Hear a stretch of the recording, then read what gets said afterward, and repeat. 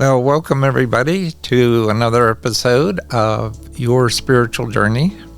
This is Dr. Bob Dove, and here we are, well into season 3. I just wanted to mention that you are welcome to support us in any way that you can. That includes just liking us, leaving comments.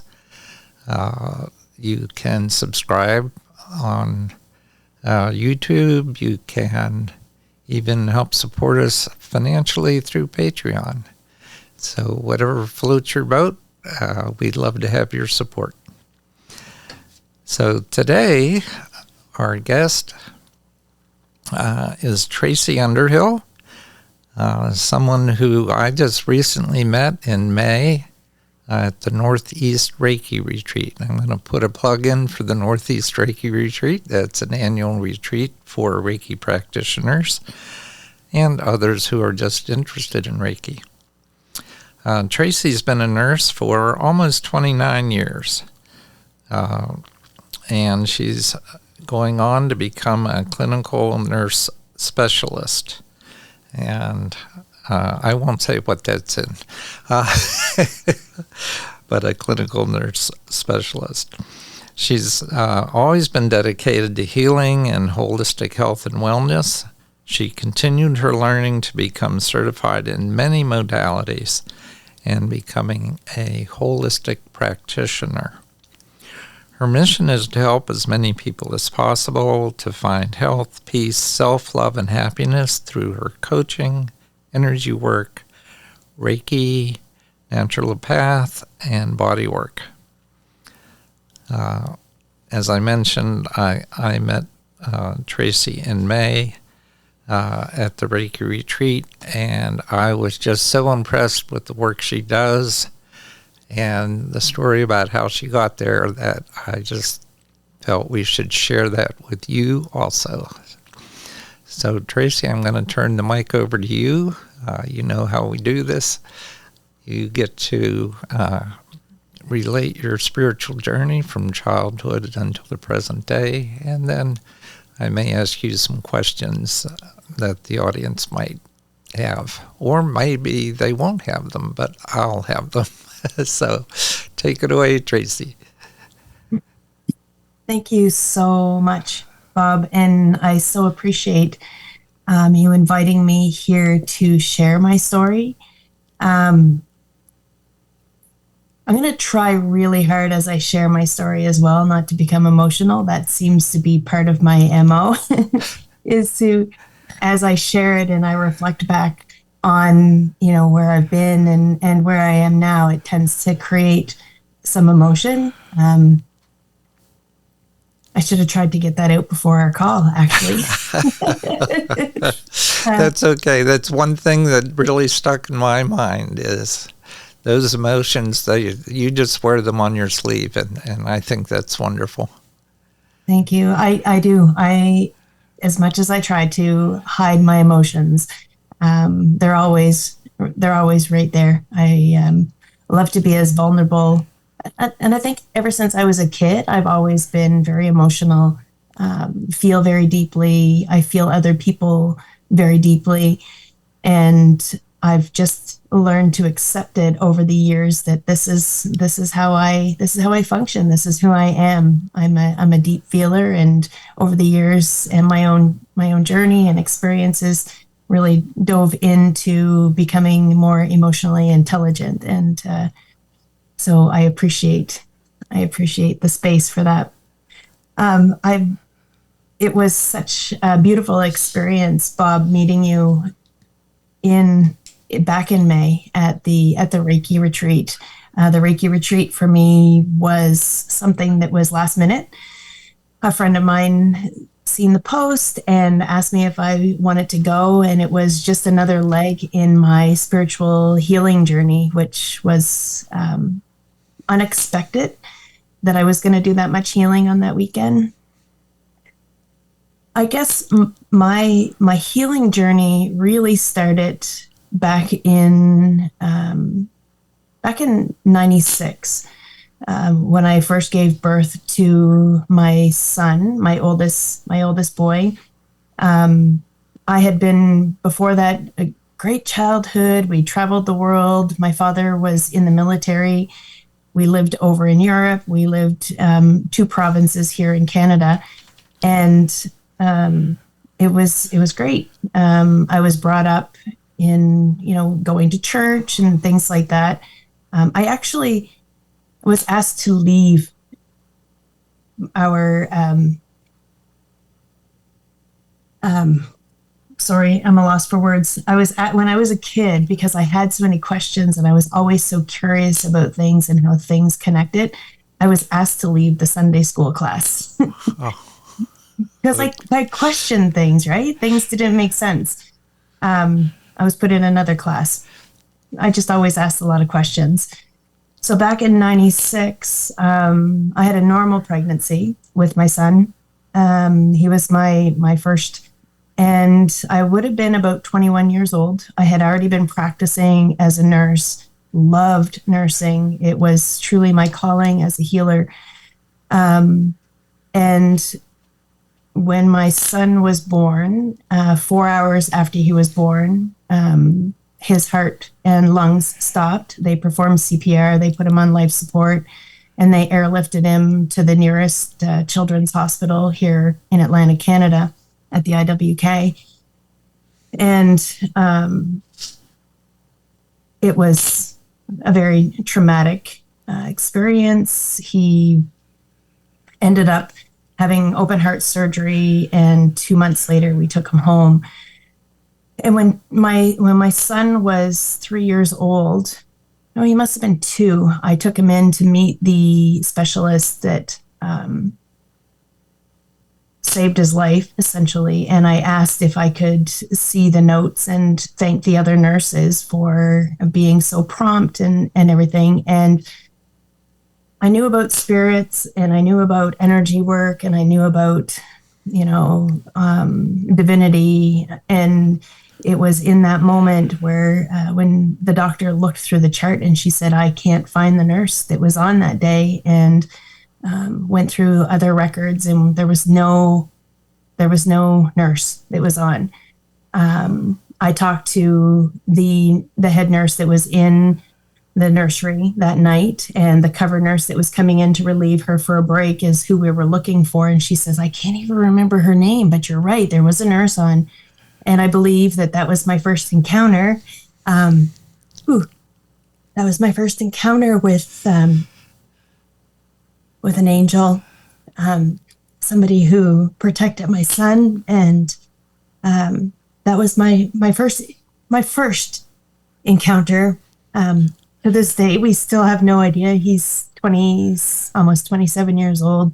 Still have no idea who that nurse was. So I think she was heaven sent. So that was my first encounter.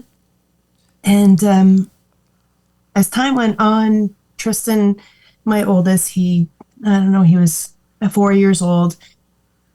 And I was really struggling with the idea of him going through so much. He might have been a bit younger.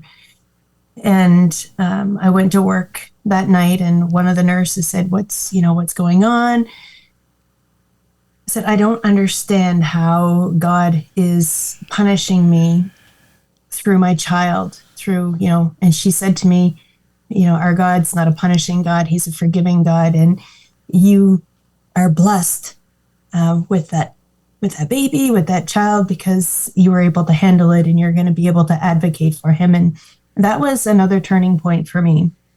Those things stuck in the back of my mind for years. Pardon me. So a few more years went on, and then in 2004, 2005, I hit rock bottom. I was in a very abusive relationship, and I just wanted it all to stop. And I can remember praying that something would happen to the vehicle and end it all for both of my boys and I.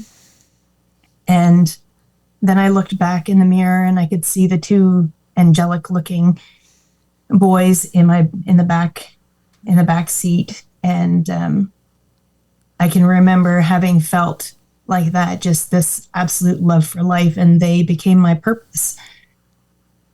So it's almost like the angels or the universe spoke through them again, through, helping to save me. So things, as I moved on in my journey, back in 2016, I guess I dedicated my life to helping people heal. Went through a lot of counseling and other modalities myself to help with my own healing, and really felt on purpose sharing what I had learned that helped bring me forward. And what saved me, I was working in the emergency department, and I used to see people coming in overdose, people coming in beaten, fighting for their lives, people coming in having had a car accident and fighting for their lives, and always questioning, why have I been able to move past this? Having been able to move past it myself was a clear indication that it's possible, that you don't need to stay stuck. And it wasn't just the physical or the mental stuff, because it was deeper than that. It was the emotional work, and it was the energetic or the spiritual work that really saved me. So from there, just became very dove into spirituality and the energy work and Reiki. And then fast forward, I guess, to 2016. I apologize if this is all over the place, Bob.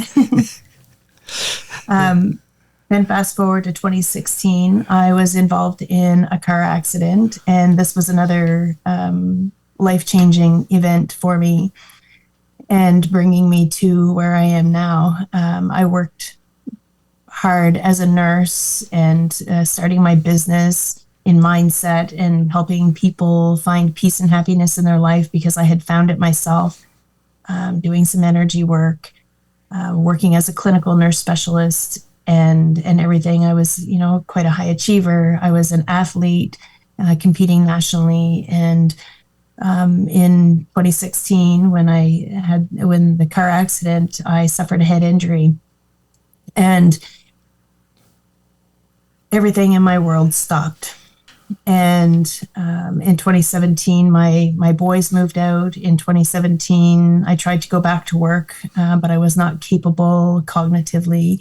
I struggled to even read. I would read stuff and there was no comprehension of what I was reading. It's almost like I had suffered a stroke. And in the summer of 2017, I had this dream. And the dream that I had was this multi-vehicle car accident. There was people injured all over the place. And instead of what I had been always known to do, if there was, a tragedy or something terrible that happened, I would always approach the person saying, "Hi, I'm a trauma-trained nurse. How can I be of assistance?" But in my dream, I approached everybody with, "Hi, my name is Tracey Underhill. Can I help?" So after I had this dream, I woke up from the dream and it felt like I was not in my body. I went outside and I sat there for the longest time looking at the river, and I couldn't hear any sound. I couldn't hear the birds. It was a beautiful summer day. I couldn't hear the birds. I couldn't hear the water running. My dogs didn't get up with me like they normally did. My husband was laying in bed, and as if I wasn't in there. And in that moment is when I just started to cry, because it felt almost as if the car accident, that I had actually died in the car accident. Thinking back to, encounters with my boys and other people, and it's almost as if I was interacting with them, but they weren't interacting with me. So I went back to bed. I had journaled everything about the dream, and then woke up a few hours later and still wondering if I had actually died in that car accident. A few months later, I went to visit somebody who does energy work, some theta healing. And she knew nothing of my situation. And after she did some healing, she come back to me and she said, the Ascendant Masters and the Brothers and Sisters of the Light want you to know that, yes, you did die in that car accident. But it was a very brief. They needed to pull you from your body to download everything that you needed to know in order to continue your journey. And I just started crying. And I guess from that point, that was probably 2018. And that really was another indication to me on my spiritual journey. From there, since then, I've become a Holy Fire Reiki master and a Karuna Reiki master. I do a lot of energy work, and it really was such a strong indication of my journey. Being a nurse for 29 years, I know the physical and the mental body inside and out. When I had gone years ago to a leadership conference, I chose to listen to a professor speak on mindset, and that was back in 2003, I think. So it was really just coming to the forefront here in Canada about mindset and mindfulness. And I think I cried for those 4 days because it was like this missing component to this missing piece of the puzzle. So after the car accident, just pulling in all of these different modalities and sitting with it and focusing on my journey and how I've been able to come through it with this belief in energy, this belief in becoming emotionally intelligent, understanding the physical and the mental body, has brought me to where I am now with this sense of clarity of purpose. I used to have great difficulty with the word God, with the word, with religion, just because of my past. And I find a great sense of peace with all of that now, and feel that my journey, the people that are put in my path that I help in my journey are people that have traveled almost this similar path, which gives me this great sense of conscious connection with the entire, with entire existence on our planet. And then having met you, Bob, at the retreat, was just another, just this other piece of the puzzle with this collective consciousness and how people are put in our path on purpose to help us along our journey to where we're going and where we are now. Wow. I hope that wasn't too much of a share. No. I know that somebody told me a little while ago that vulnerability is the way that we show love. And that if we make ourselves vulnerable, that is an expression of love to the world. And anyway, I feel it very strongly from you. Just that energy connection. So I've got a whole bunch of questions. Awesome. So one thing that I want to get clear as soon as possible is you did get out of the abusive relationship? I did, yes. I left that relationship back in 2004, 2005. And then about a year after I left the abusive relationship, I ended up having to move in with my parents because it still wasn't really safe. So I moved in with my parents for a year or so. And Yeah. I've now remarried since Okay. 2019 to an incredible man. Yeah. Okay, that's good to know. I just wanted to make sure we got through that okay, knowing that you didn't drive that car into a lake with your two boys with you. Uh, okay, let's back up just a bit to your childhood, Yeah. and if you did mention the situation where you ask a lot of questions and that got you kicked out of a Sunday school class. uh, um, I don't want to make assumptions, like I went from there to, okay, so she rejected religion because she couldn't get all her questions answered.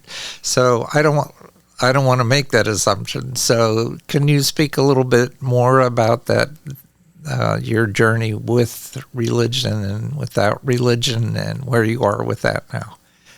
Yeah, absolutely.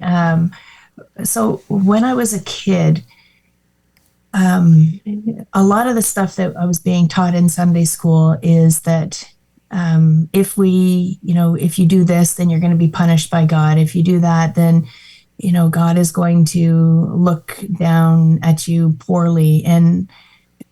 But yet on the same hand, they were saying, God is loving and God is great and God is. So I'd ask questions. Well, if he's so loving and great, why would he punish me? Why wouldn't he correct me? Why wouldn't he help me find a better way? Like I would ask questions like that. And so if he created everything, so it was being brought up in this this religion where if we did something that we thought was wrong or society thought was wrong, that God was going to punish us and that we would suffer. And that just didn't make a whole lot of sense to me, because on one hand, they were teaching about pain and suffering and that we'd be punished by our God. And then on the other hand, they were saying, God loves us. And so it was very confusing for me as a kid. So moving forward, as I went through my life as an adult, when I got married the first time, I got married in a church, and I was 6 months pregnant when I got married. And this is where a lot of things, and I lost my way with religion at that time, because after we got married, 3 months later is when I had my son, who ended up being on life support for a period of time. And my question, what came back again from my childhood, was the priest never asked me if I was pregnant. He asked if we had been married before. And family knew that I was pregnant. So I felt that God was punishing me through my child by making him sick and not having a good heart. Because I walked down the aisle in a white dress, 6 months pregnant. And I completely lost my way, and I was very angry, thinking, okay, so if God's punishing, why is he punishing me through my child? And that was when the nurse said to me, Tracey, our God is not punishing, he's loving. And she was brought up in a different religion than I was. And she said, he's not punishing, he's forgiving, and he's all loving. You were gifted a child who needed you with your expertise. And yeah. So from there, it started my journey of really looking into, I studied all the different religions and then spirituality, and found a commonality of, believing in a higher power, believing in source. And through my studies, found that true religion is nothing but love and light, non-judgment, meets us where we are. And that all of this other stuff of fear and judgment is very ego-based, and it has nothing to do with source or God or universal energy whatsoever, because universal energy is absolute, and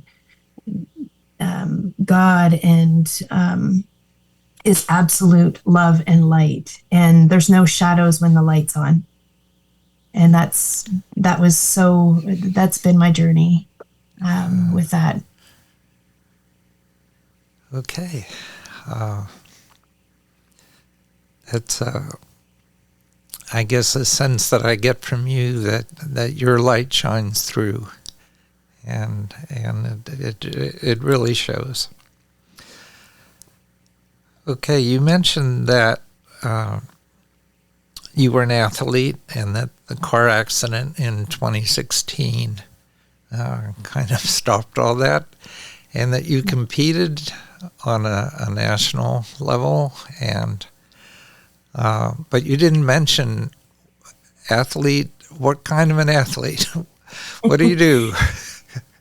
Well, I've got a long history of being an athlete. I competed nationally back in 88 and 89 in track and field, hurdles, and sprinting. I was second in Canada with that when I competed both years. And then I started doing marathons and triathlons, and was locally, I was competitive almost at a national level there. But before the car accident, I was competing nationally in bodybuilding in the fitness figure component. And I had stepped on the national stage 4 times in bodybuilding, and finishing top 10 in those categories. My last time that I competed was in 2016, in the summer of 2016. And I was trying to be able to hit the world qualifying stage in fitness and figure for bodybuilding. Yeah. Wow, that's it's pretty amazing. Thank you. So I take it if we Google you, we can find you posing. Yes. Okay, that's something I'll have to consider. All right, I am curious as a Reiki practitioner who has not gone the route of holy fire yet or Corona.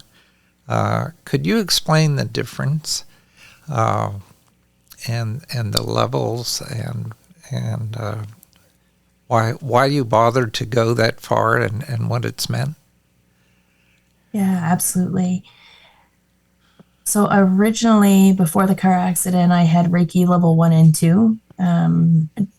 And why I had done it before the accident was to help with the palliative patients that I was working with, helping them find comfort as well as the family. And then after the car accident, I had kind of forgotten that I had this healing modality. So I retook it in, I think, 2018. So I redid my level 1, my level 2, my level 3, and Reiki Master in Asui Reiki. And for, very much the hand placement and opening up my intuition. I've always been very intuitive.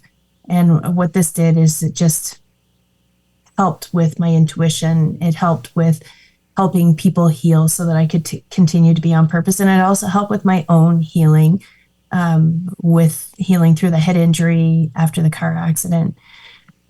And just before I went to the Reiki retreat in May, I kept feeling this pull. And this is something over the last 7 years that I've learned to surrender and trust guidance. And if I keep feeling the nudge to do something, if I get the nudge a couple of times, up to 2 or 3 times, then I register for things. I had already registered for Holy Fire and Karuna Master before the Reiki retreat in May. And I just absolutely, it was because of divine guidance. I kept getting this nudge that I needed to upgrade my Reiki energy, upgrade the energy. And 2 weeks after I come back from the retreat, I took my Master Holy Fire and Karuna, And for the 3 days that I was in that course, I cried for 3 days. It completely increased. I had this healing experience for myself that was incredible. I developed this sense of clarity of purpose.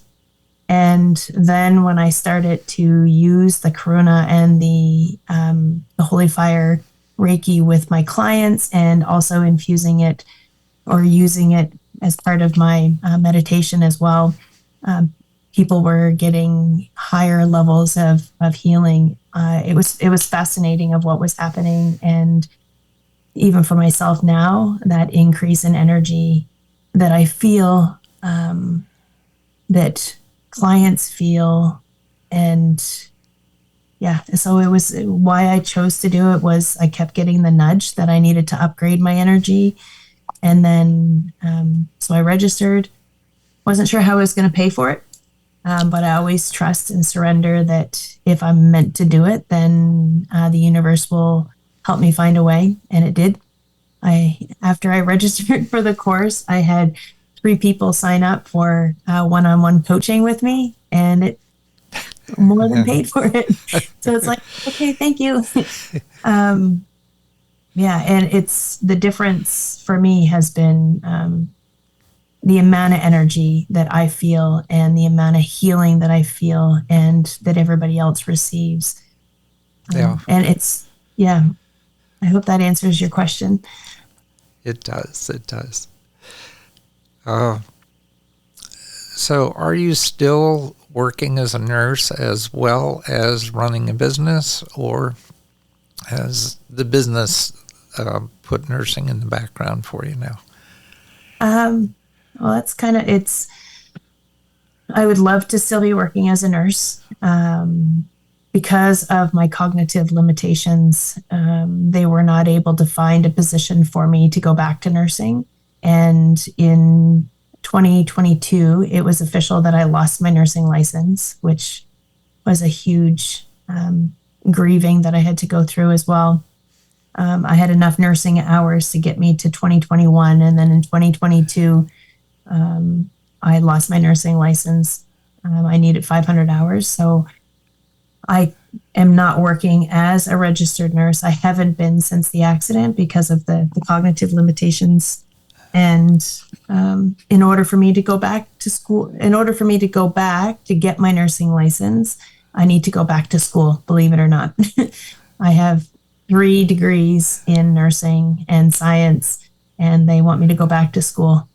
I can't. Anyways, so I am not practicing as a nurse. I've been slowly working on my business and developing what that's going to look like.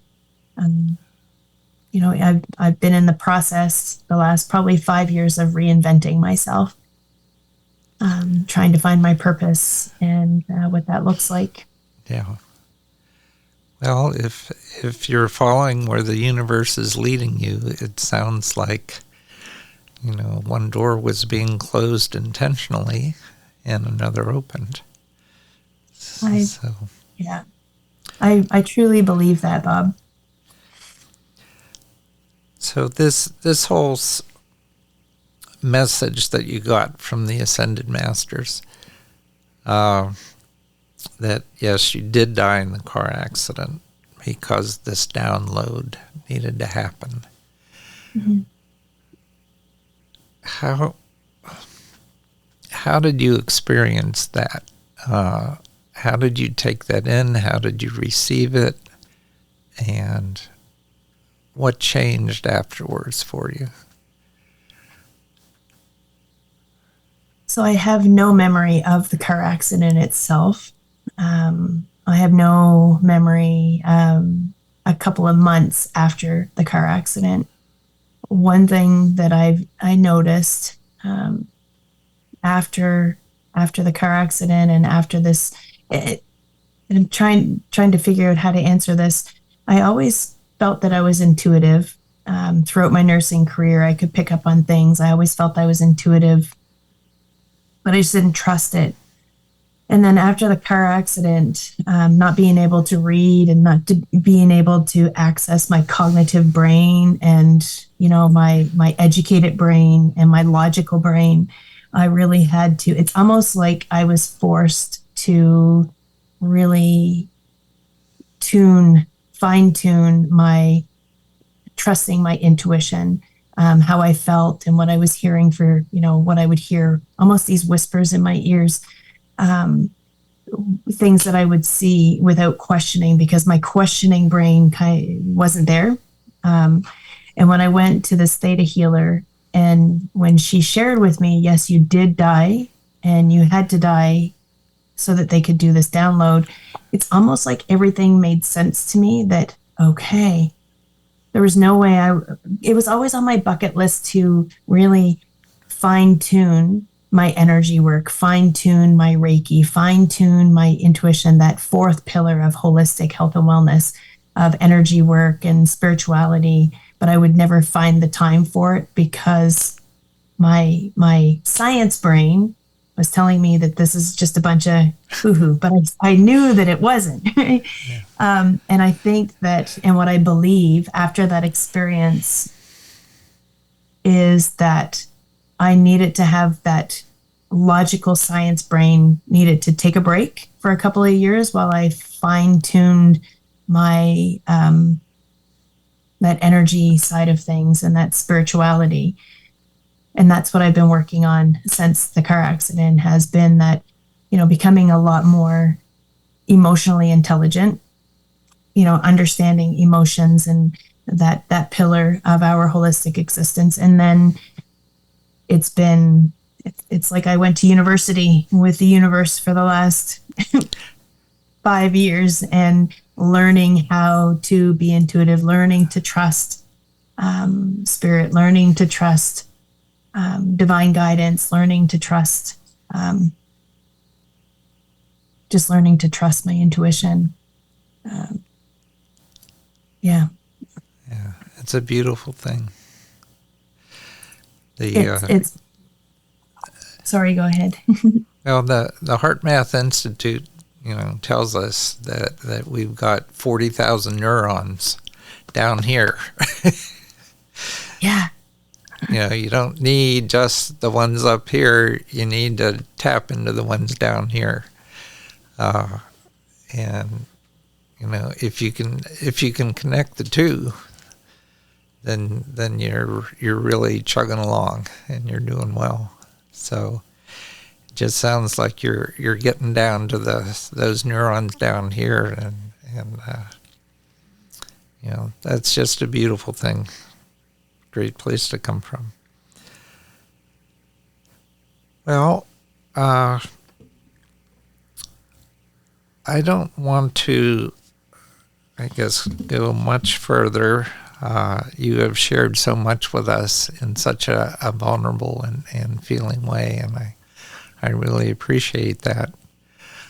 I know that when I met you at the Reiki retreat, and we shared a couple of experiences together because we were in Sharon Madison's pre-conference workshop, and you just popped in and said, "I hope I'm not too late."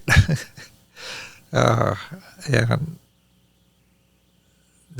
then when we were able to pair up in the I Am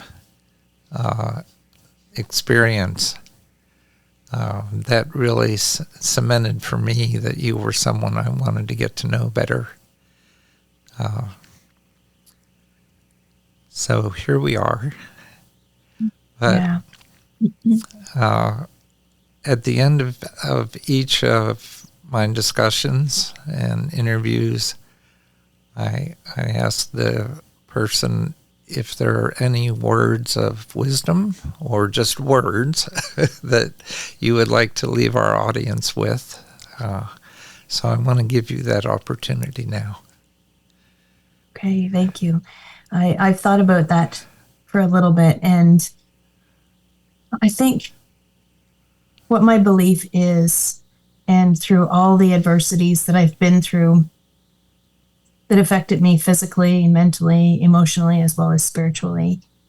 I've developed a firm belief, and I think this is what I want to share, is that our body has the blueprint for perfect health and wellness, and that our experiences,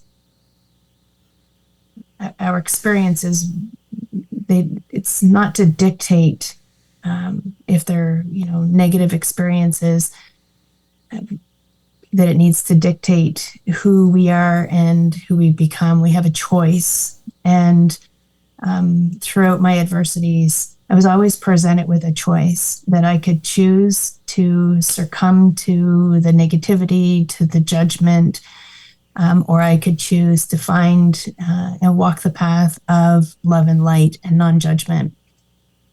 I believe that we have the ability to heal. I believe that our body has the blueprint for perfect health and wellness. And I believe in choice, and that we're 100% in control of every decision and choice that we make. And I believe that we're also very much in control of how we choose to feel about things, and that our feelings are never wrong.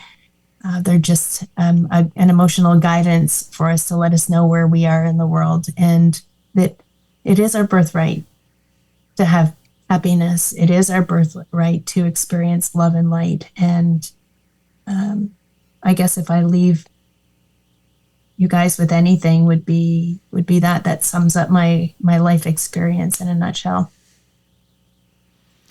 That's terrific. What a great message. Well, audience, as usual, you can take from this conversation what resonates with you. Feel free to discard the rest, or at least hold it somewhere where you can tap into it again later when you're ready for it. So thank you so much, Tracey, and thank you, audience. And until next time, this has been your spiritual journey.